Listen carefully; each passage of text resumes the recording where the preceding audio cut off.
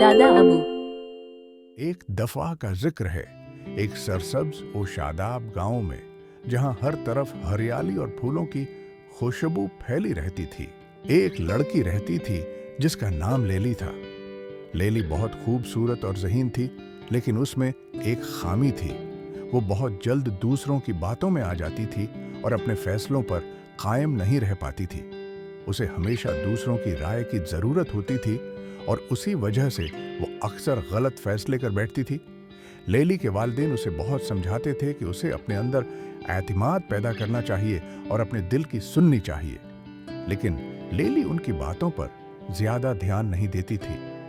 वो हमेशा अपनी सहेलियों की बातों में आकर अपने मंसूबे बदल देती थी और उसकी वजह से इसे अक्सर नुकसान उठाना पड़ता था।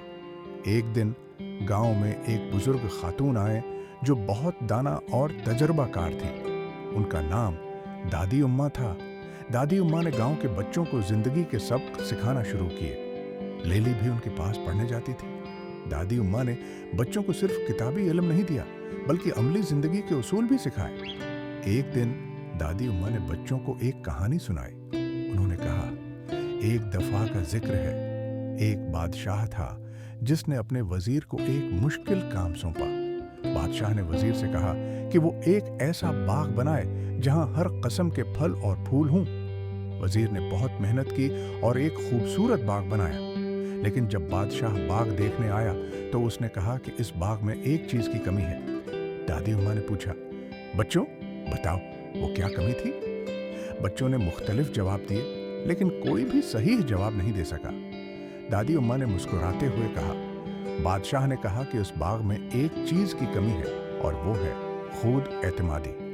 वजीर ने बाग तो बना दिया, लेकिन उसने हर फूल और हर पौधे को दूसरों की राय के मुताबिक लगाया।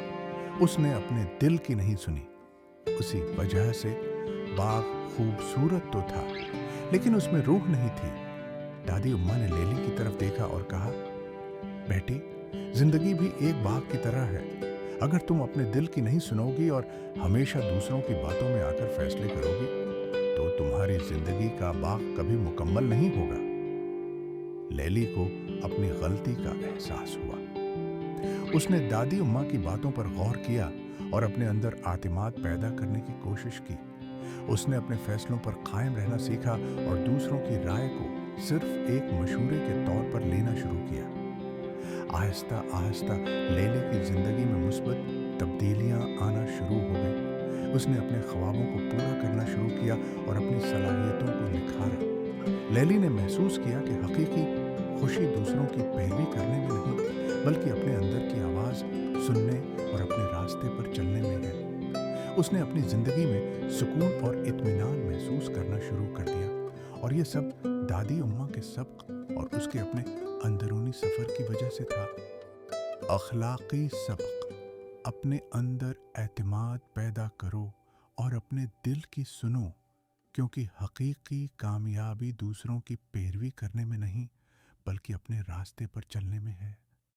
अगर आपको ये वीडियो अच्छी लगे तो हमारे चैनल को जरूर लाइक और सब्सक्राइब करें। साथ ही बेल आइकॉन दबाएं ताकि नई वीडियो का नोटिफिकेशन आपको सबसे पहले मिले।